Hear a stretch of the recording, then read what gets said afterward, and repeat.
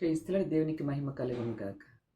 మీ అందరికీ మా వందనాలండి. ఈ సమయంలో కీర్తనలు 25 అధ్యాయము 25 కీర్తన 3వ వచనం చూద్దాం.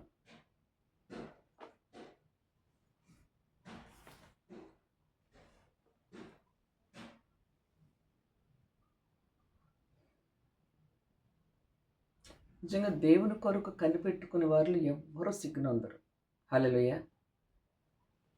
కొంతమంది వారి విశ్వాస జీవితంలో ప్రభు మీద ఆధారపడి కనిపెట్టుకుని ఉన్న సమయం లేట్ అయినప్పుడు అప్పుడు ఎదురవుతుంటారు. ఎవరి వాళ్ళంటే విశ్వాసంలో నుంచి బయటికి తప్పించాలి.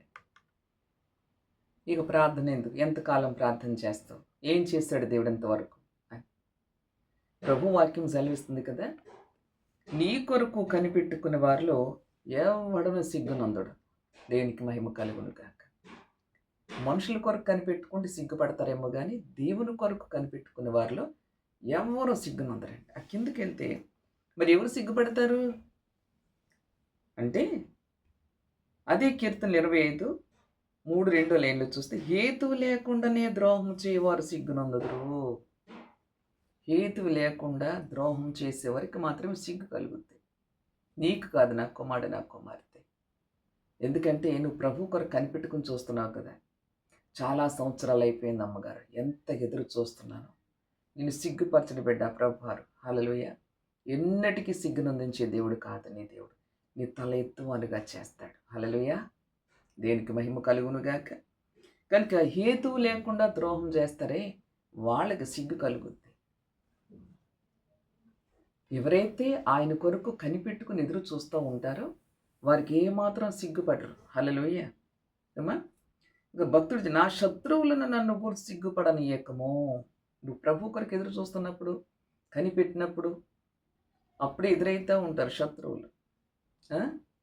భక్తుడు అంటాడు, దేవా నా శత్రువులు నన్ను గురించి సిగ్గుపడనీయద్దు.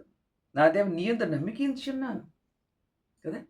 ఎందుకంటే దేవ నీవే నా దేవుడివని నేను నీ యందు నమ్మికించున్నాను అన్నాడు భక్తుడైతే. హల్లెలూయా. కనుక మనుషులు చెప్తారు, వారు చెప్పే వ్యర్థమైన మాటలని విని చెవుని పెట్టుకొని విశ్వాసం విడిచిపెట్టొద్దు.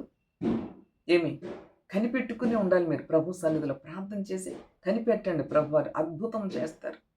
సిగ్గును అందించాడు దేవుడు. మీ తల ఎత్తువనగా చేస్తాడు ప్రభు వారు. ఇక నీ కొరకుని కనిపెట్టే వారిలో ఎవడు సిగ్గునందడు. ఖచ్చితంగా నీ కొరకు కనిపెట్టుకునే వారిలో, దేవుని కొరకు కనిపెట్టుకునే వారిలో, ఎదురు చూస్తున్న వారిలో హల్లెలూయా ఎవడో సిగ్గునందడు. దేవునికి మహిమ. మనసు యెహోవా నీ మార్గములను నాకు తెలియజేయము. భక్తుడు చెప్తున్నారు, దేవా యెహోవా నీ మార్గములు నాకు తెలియజేయము. దేవునికి మహిమ. నీ త్రోవలను నాకు తేటపరచము అడుగుతున్నారు. మరి నాన్న భక్తే చాలామంది జీవితాల్లో ప్రార్థనే. మందిరాలకి వెళ్తారు, బైబిల్ బాగా రీడింగ్ చేస్తారు, చదువుతారు. కానీ మార్గాన్ని మాత్రం అనుసరించి భక్తుడు చూడండి, దేవా యెహోవా నీ మార్గములను నాకు తెలియచేయము అడుగుతున్నావు. మరి ప్రార్థన చేస్తున్నా కానీ ప్రభు నీ మార్గాలు నాకు తేటగా చూపించండి ప్రభు అని అడగాలి. హల్లెలూయా. నీ త్రోవలు నాకు తేటపరచునాయన అన్నాడు భక్తుడు. ఎందుకు? దేవునికి హృదయానుసారుడే. దేవుని నమ్మికించిన బిడ్డలు, ఎదురు చూసే బిడ్డలు, కనిపెట్టుకుని ఉండే బిడ్డలు, ఆయన మీద ఆనుకున్న బిడ్డలు అడుగుతూ ఉంటారు, ప్రభా నీ మార్గం నాకు తెలియజేయండి, నీ త్రోవలు నాకు తేటపరచము అన్నాడు భక్తుడు. హల్లెలూయా. మనం కూడా అడగాలి. ఎవరో చెప్పిన మాటలని మరి పడిపోకుండా, అవిశ్వాసంలో ఉండకోకుండా కనిపెట్టి చూస్తూ తప్పకుండా నీకు శ్రమ వచ్చినా, ఒక శోధన వచ్చినా, ఒక ఇరుకు వచ్చినా నిన్ను మాత్రం సిగ్గునందించే దేవుడు కానే కాదు. నీ తల పైకి ఎత్తువానిగా చేస్తున్నాడు. హేతువులో కండి ఎవరైతే నీ మీద ద్రోహం చేస్తున్నారో వారికి సిగ్గు కలుగుతుందని ప్రభువాక్యం సెలవిస్తుంది అక్కడ. హల్లెలూయా. దేవునికి మహిమ కలుగును గాక. కనుక నువ్వేమాత్రము కూడా అధైర్యపడకుండా, భయపడకుండా, మనుషులు చెప్పే మాటలు విని కంగారు పడకుండా, ఎవరు చెప్తున్నారు కదా, ప్రభు మీద ఆనుకుని ఉన్నారు, దైవజనులు లేని వారే, మనుషులు కదా, బలహీనులు అయిపోతున్నారు. ఎక్కడికో వెళ్ళి ఏదో మంత్రానికి చింతకాయలు రాలుతాయంటారు కదా, అలాంటి ప్లేస్కి వెళ్దాం అనుకుని ప్లాన్ చేస్తున్నారంట. చూసినారండి దైవజనులు అయిన వారు. మన దేవుని శక్తి తగ్గిపోయిందా ఏమండి? నిన్న నేడు రంది ఏకరీతిగా ఉన్నాడు. ఎప్పుడు అదే బలమైనకి సర్వశక్తి కలిగిన నా సంగతి మర్చిపోయి చిల్లంగి వాళ్ళ దగ్గరికి వెళ్ళడం, మనం ఆ పని చేయకూడదు.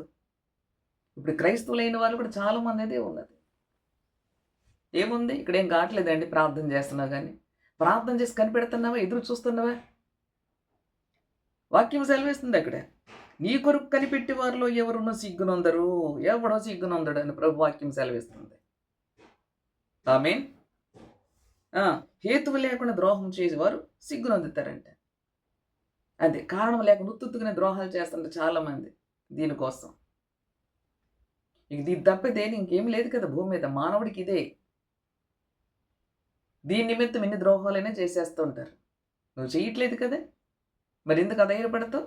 ప్రభు చూసుకుంటారు. హేతువులు ద్రోహం చేసి సిగ్గుపడతారంట. నీవైతే ప్రభు కొరకు ఎదురు చూడు, కనిపెట్టుకో. ఇన్ని సిగ్గునందించే దేవుడు కానీ కాదు. హల్లెలూయా. ప్రభువుని అడుగు, దేవా నీ మార్గంలో నీ త్రోవ చక్కగా తేటగా చూపించయ్యా, నీ మార్గం నడిపించయ్యా అని అడుగుతూ విశ్వాసం ముందుకు వెళ్ళిపోవాలి. హల్లెలూయా. నేను సిగ్గుపరిచే దేవుడు కానీ కాదు. నీ తల ఎత్తు అనుగా చేయబోతున్నాడు. హల్లెలూయా. భక్తుడు అంటాడుగా దావీదు గారు, దేవా నా శత్రువు కంటేను నా తల ఎత్తు అనుగా చేయవాడవు నీవు. ఆమేన్. ఈరోజు నీ శత్రువు కంటే, ఎవరైతే నువ్వు శత్రువులుగా ఉన్నారో నీ శత్రువు కంటే నీ తల ఎత్తు అనుగా చేయబోతున్నాడు ప్రభువారు. ఆమేన్. హల్లెలూయా. దేనికి మహిమ కలుగును గాక.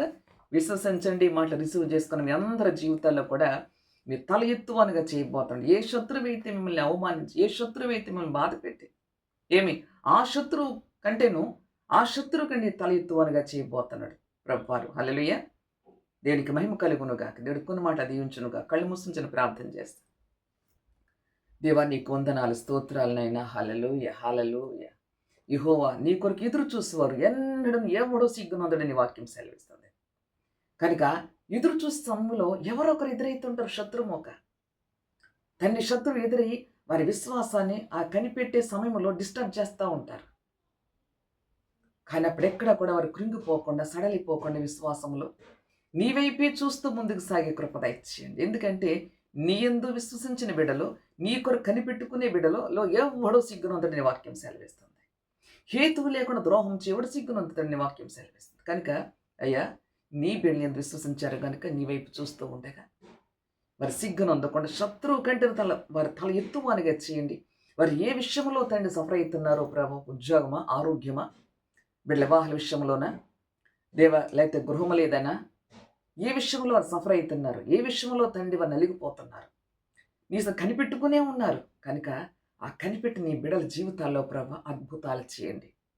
యేసు మీకు ఎవరైతే బలహీన మాటలు చెప్తున్నప్పుడు కృంగుతున్నారేమో, కృంగిపోవడానికి వీల్లేదయ్యా.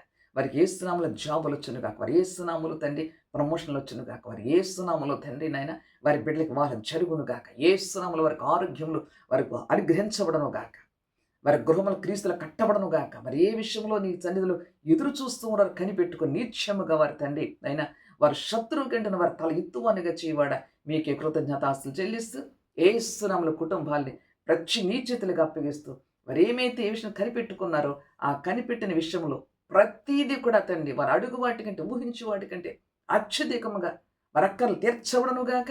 వారి తల ఎత్తువానిగా చేసినందుకే మీకు స్తుతి చెల్లిస్తూ ప్రత్యేక కుటుంబాలు మీ చేతులకు అప్పగించండి. వారికి మార్గం సరళం చేయండి. నీ త్రోవలు తేటగా చూపించండి వారికి. అయ్యా నీ వైపు చూస్తూ ముందుకు సాగే కృప దయచేయమని వీళ్ళందరూ నిండు మనసు బ్లెస్ చేస్తూ వారికి ఉన్న సమస్య నుంచి విడిపిస్తూ యేసుని విడుదల ప్రకటిస్తూ జైవ విజయం వీళ్ళకి దయచేయమని, వారి కుటుంబాలను ఆశీర్వదించమని, వారికి మంచి ఆరోగ్యాలు దయచేయమని, వారికి ఏ బలహీనత ఉన్నా బలించి విడిపించి మీ గర్భ హస్తం తాకండి, ముట్టండి, స్వస్థపరచండి. ప్రతి అవయవ భాగాల మీద యేసు రక్తాన్ని సీల్ చేస్తున్నాను. యేసు ఆత్మతో ప్రోక్షిస్తున్నాను, యేసు అగ్నితో ప్రోక్షిస్తున్నాను. వీళ్ళందరికీ నీ కృప కలుగును గాక. నీ కృప వీళ్ళకి తోడుగా ఉండను గాక. జయము విజయం వీళ్ళ కల్లార చూచుదురు గాక. శత్రువు కంటే వీళ్ళ తల ఎత్తువానిగా చేస్తున్నందుకే మీకు ఈ కృతజ్ఞతాస్తులు చెల్లిస్తూ నజరుడు యేసునామములో వీళ్ళు నిండు మనసు ప్రత్యేకంగా ఆశీర్వది దీవిస్తున్నాను. పరలోక మా ప్రియ తండ్రి యేసునామములో. Amen, amen. God bless you.